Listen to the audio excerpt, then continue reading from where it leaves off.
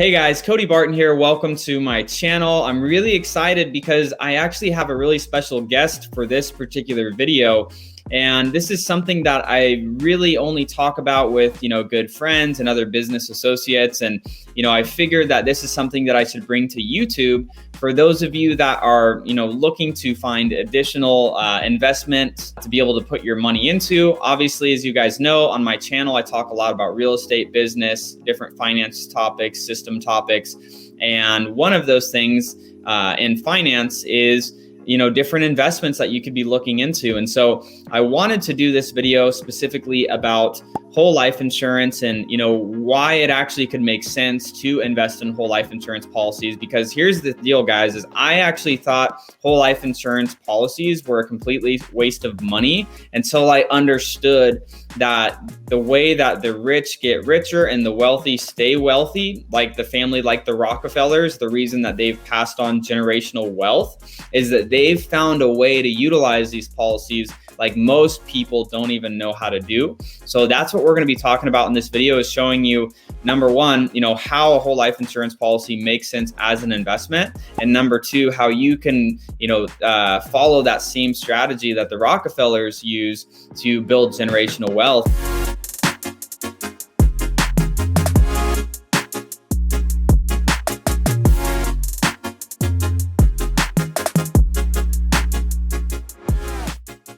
And so I have my good friend here, Ira Sorensen. He's going to share with you guys a little bit more and answer some of the questions that I had about whole life insurance policies and how to utilize it the same way that the Rockefellers do. So Ira, do you want to kind of share with everybody, what's your background within, investing in insurance policies and, where are you from? Thanks, Cody. Yeah, my name's Ira Sorensen. I live in Harriman, Utah, just outside of Salt Lake City, Utah.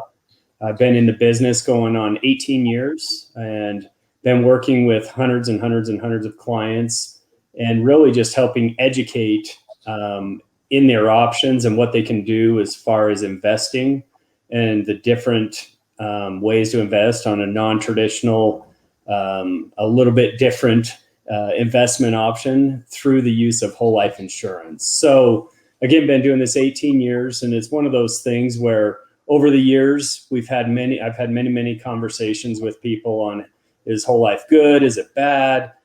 My parents have told me it's a good thing, but then my buddies say it's a bad thing. We've been through this, over and over and over. And I even had to go through that experience myself. When I first got in the business, I was told that whole life was a bad thing to invest in. That's what Dave Ramsey says. Yes. Buy term and invest the difference. It's the greatest fallacy that's out there. So that's where it took me some time and some education in my own learning to figure out, where is it possible that I can put money away, and how can I use that money throughout my lifetime, both short-term and long-term, and create this tax-free wealth. So I was actually introduced through this concept to an agent that was in my office. He'd been doing this probably for about 40 years back then. And he came to me and taught me this concept of become your own banker and the infinite banking concept. So once I was educated on that and took myself through that and was explained how these policies can work for you short-term and long-term and what it can create for you, I was blown away. So I started my first policy back in 2005. I was a new insurance agent in the business, and it was a huge commitment. I was putting $8,700 a year into a whole life policy. So again, until I had learned this and been taught this by other agents, I had no clue what to do. Because again, I was always taught to buy that term and invest the difference. So that's where I've taken, that time, and tried to learn it myself and how to help even my clients. So now, we're between me and my family, we've got between term and whole life policies, we've got like 12 different policies. We've got a portfolio of policies, and I've utilized those strategies for myself and how I can, become your own bank and use those banking strategies to benefit yourself and not to benefit these financial institutions that are out there begging us to give us their money and paying as very minimal amounts on those policies. Right. So yeah, that's where I was able to learn how to do that process, and it's taking a lot of years, but it's been very helpful for me and my clients, teaching them how to use those policies. That's awesome. And that's something where, I appreciated your help getting my policies set up. And I think maybe we could do that for another video where, we could even talk about the policies I set up, because I'm happy to, share, I don't ever like to talk about things on my YouTube channel that I'm not doing. That's one of the things that I dislike about some YouTubers, is they just, talk theory and like, you should do this or you should invest in this, but, are they really doing that? So that's where, I was excited about this conversation. So for those of the people that are probably on here, like, what the heck is life insurance, whole life insurance anyways? Do you want to kind of just give like the I guess that like bird's eye view of, okay, well, what's whole life insurance, and maybe just kind of like the quick difference between that and term insurance? Because I know, you mentioned Dave Ramsey says, get term insurance, invest the difference. So for people's understanding of like, what's the difference between the standard whole life and term insurance? Well, again, term insurance is something that, most people understand very well, though they're either get it through their job, or maybe they've been told by somebody that, hey, you should get some insurance in place in case something happens, to protect your family, to protect, your legacy there a little bit. So the easiest way to think of it, term insurance is like renting.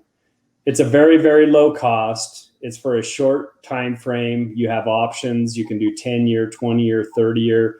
I think companies will even go up to 40 years these days.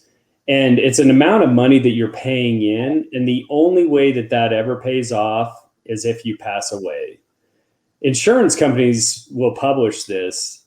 That's where they make the majority of their money, is in term insurance. It's less than 1% of term policies ever even pay out. So If you think of the billions and billions of dollars that are paid into policies, and people say have a 20-year term, they're healthy for those 20 years, then they drop the policy because they don't need it anymore. Now they go into those years where they actually need it. Something happens, their health change, they, God forbid, get the worst and pass away from cancer, and they don't have a policy in place because now they're past that time frame. Now it doesn't pay. So insurance companies will pay, obviously, if it's enforced, but people don't keep term policies in force in those later years when they really need it. So again, it's a set cost for a set time, but it's very, very inexpensive. But long term, it's not the correct strategy, in my opinion. If you can do something where you put more money in, and that's where you get the whole life side, it's like buying the house. It's like buying that policy and buying that value. Now it's a higher cost than the term insurance, but now it's something that you build equity in, you build that cash value in, you have that value there, that over time, short term, you have that cash value built up where you can use it to do all kinds of different things. You have access to it at any point. And that's where a lot of people have this misunderstanding, is they feel like the only thing that somebody gets out of a whole life policy is a death benefit, and somebody else benefits from that because when you pass away, that goes to their family. But some of the highlights of whole life, it's a guaranteed product. And I guess let me step back for a second.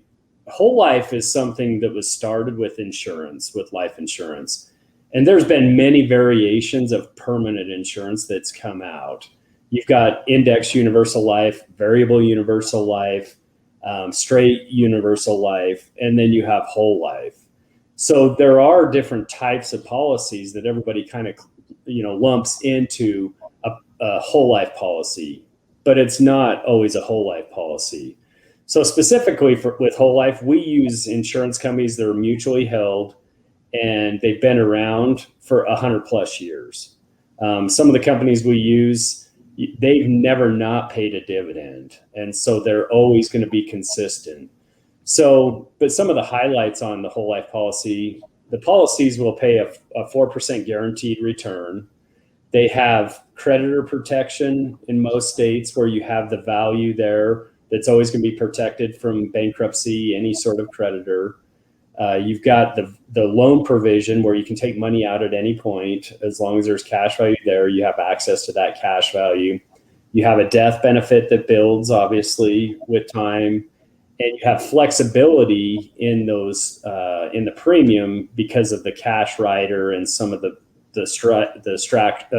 structure and the strategies that we help our clients understand.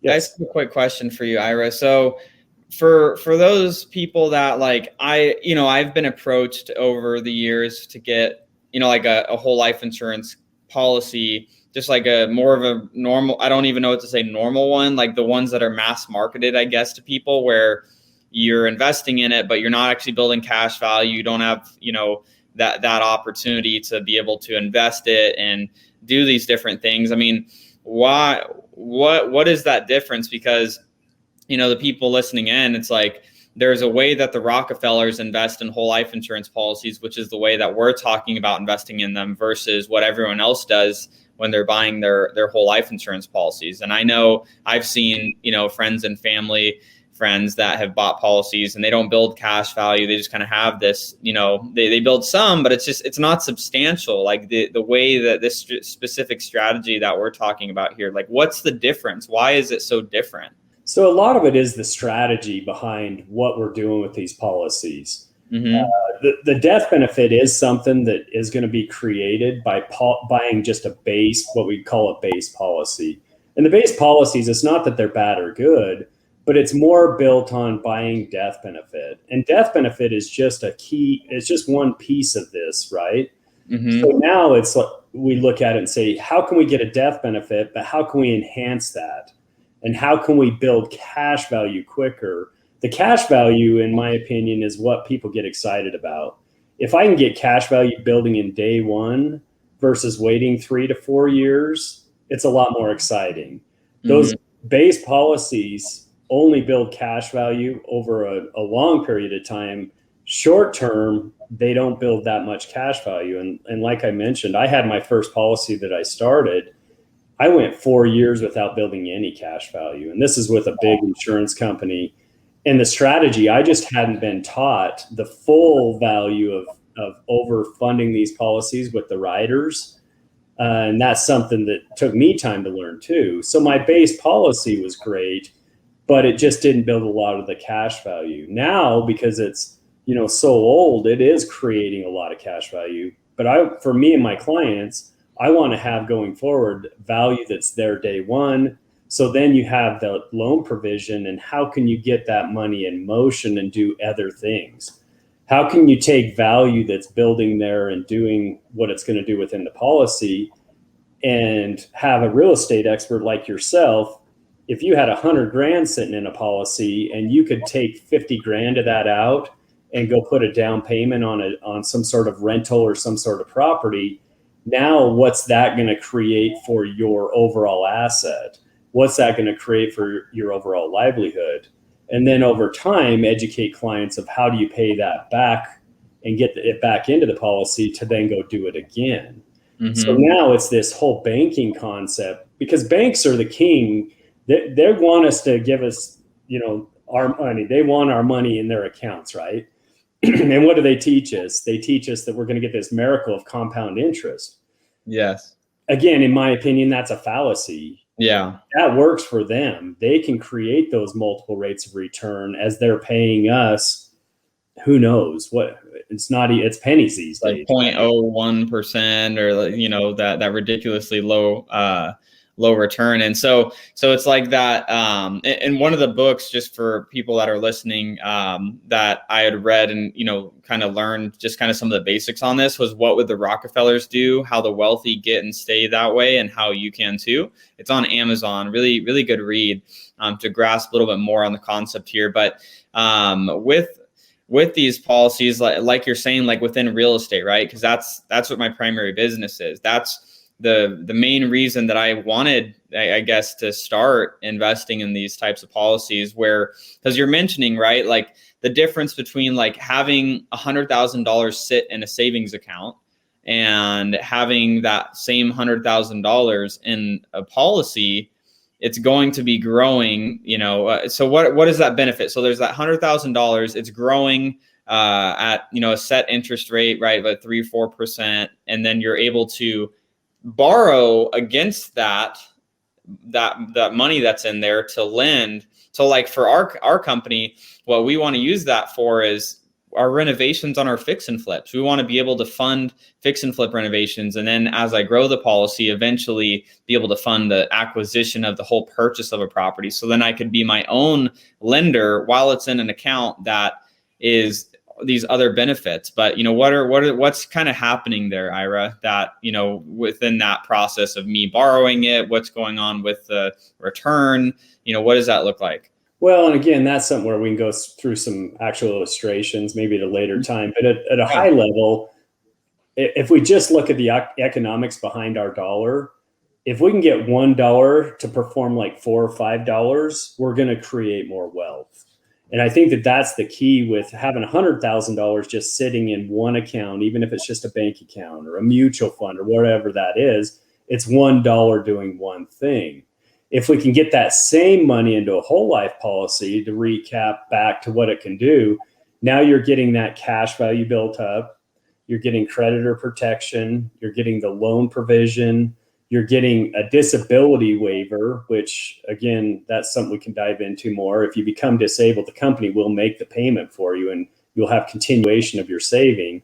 And then you have the value of the death benefit too. If you die prematurely, you have something come in. So now, again, we take 100,000 sitting in a banking account, earning one rate of return, versus over here, we're getting 4 or 5, 6 uses on that money. Well, now what if we can take money that's sitting in that account and get that in motion for yourself? Meaning take that 100,000 and get that money into other opportunities. You have a loan provision of that you can always take up to 92% of whatever the total cash value is. So now, and again, we can get into all the numbers, but if you can get that money out, the insurance companies that we deal with still pay a rate of return on that money, even though it's out of the policy.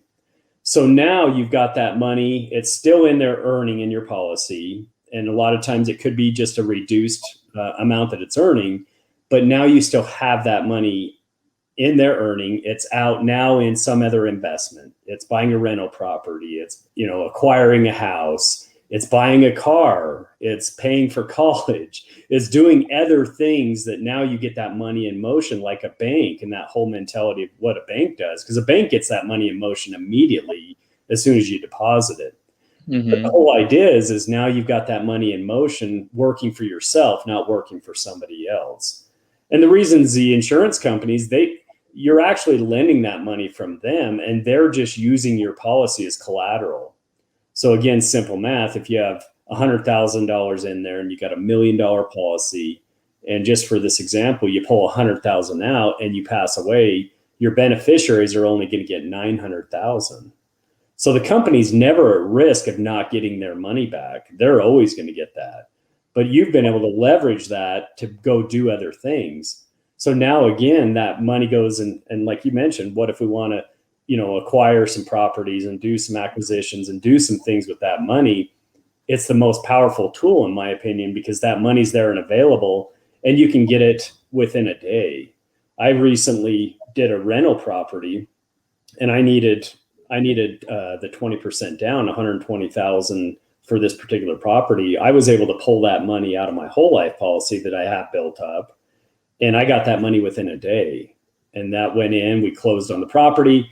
Again, it's going to be a positive cash flowing property. And over time, I can pay that $120,000 back. I choose how to pay it. There's value with paying it back sooner, but it's not like a car with, if you have a loan on a car and you don't make the payment that month, they're coming for the car. They're knocking, they're going to come get that. Now, obviously, there's some financial things that we have to run through and help people understand how the loan works. And that's something we can do at another time. But again, it's the leverage of that policy that gets that money in motion for yourself and gives you all these other benefits.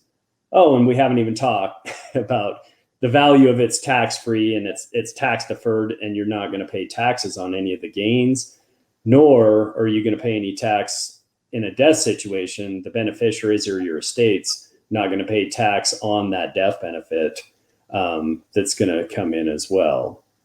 That's amazing. So what I think we do, Ira, I think for those of you that are watching this right now, in the comment section below, if you can, ask questions that you guys might have about these policies or about how, how this more specifically works. I think what we could do is, if enough people want to continue the conversation on this topic, we could do a part 2 video to this, Ira, and where we can, maybe we break down, like we can go through the policies that I have. I don't mind sharing that with the YouTube world. Like it doesn't matter to me, talk about like what those policies are, what the return is, like what I'm planning to use those policies for. Because I think, I know for me, like, as I started, like the first time I heard it, I was able to grasp it, but like the more I was able to see it, the better I understood it even more, where we can maybe do a breakdown on the screen and go through what that policy does and how you can specifically invest that policy. And,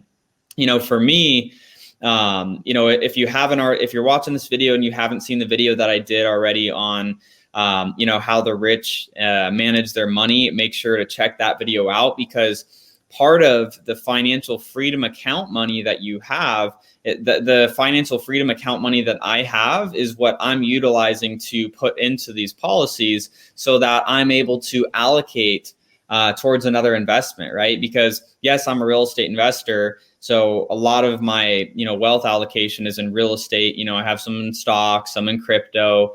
This is another really, in my opinion, from what I've learned, a safe and, secure investment to have that money where you're still able to use it when you need it for investing. It's going to grow stably. You have that, protection against, bankruptcy, to keep that in place. And, just so many different benefits to it that it just makes sense to have it as part of a portfolio as you're growing and, investing in whatever, entrepreneurship journey you may be on while you're watching this. It just makes sense to have this as part of that, portfolio that you're continuing to grow. And so, Ira, I mean, what do you have for, maybe a couple last thoughts for the audience that's watching this right now, to share on these policies?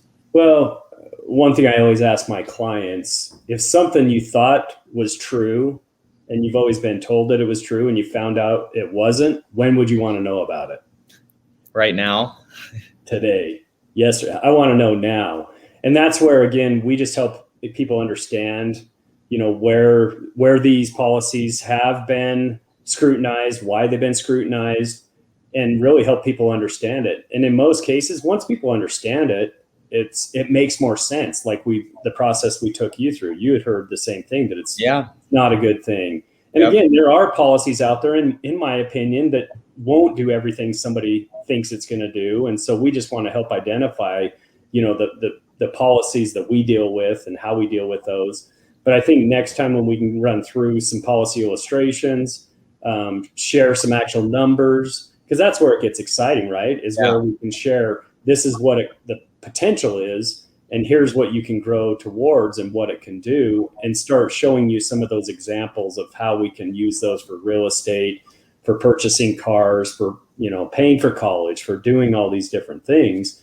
And then I think it starts to make more sense. But it has been something that it's almost like a religion sometimes, the Dave Ramsey followers. Just the evilest thing out there. Pay cash for everything, invest in or buy term and invest the difference. That's their saying over there. Which again, if you look at who he's talking to, he's speaking to the masses. And the masses are in debt and they do have money troubles. And so those people shouldn't be investing in whole life. They should be just buying term and getting that figured out. But obviously that's where we want to work with people that maybe they're in that situation where maybe term does make sense. Maybe it does make sense to rent, like we were talking, when in the start. Rent for now, get something in place, protect your family with term insurance and protect your insurability. And that's where we work with convertible term that, hey, you may need term for the next 10 years, but let's figure out how can we have a stepping stone to get you from term to whole life, and how can we change your life with whole life and create this short and long-term, legacy through this tax-free option. I love that. Ira, You're the man. I appreciate you being on here and sharing with everybody. And so, guys, if you got any value from this video, which, oh my gosh, if you haven't been listening, you've missed out, because there is so much value that's been given here, because there's so many things that you can do to invest and help and grow your future. But I think this is one of those like hidden nuggets that like only really wealthy people, like rich people, actually understand and how to utilize it. And that's where we want to share this with everybody that's listening that may not have those influences in their direct life to be able to share this information. So if you have gotten value from this, guys, I'm going to ask you, as I always do, to make sure to make sure to subscribe, hit that notification bell. And if you want Ira to do an in-depth, some of those in-depth explanations and some drawings and charts, make sure to comment, let us know, and we'll be back for another round of this. Ira, thank you so much. Super stoked to be able to have you on today. I appreciate it, Cody. Thanks for the opportunity. All right. See you, everybody.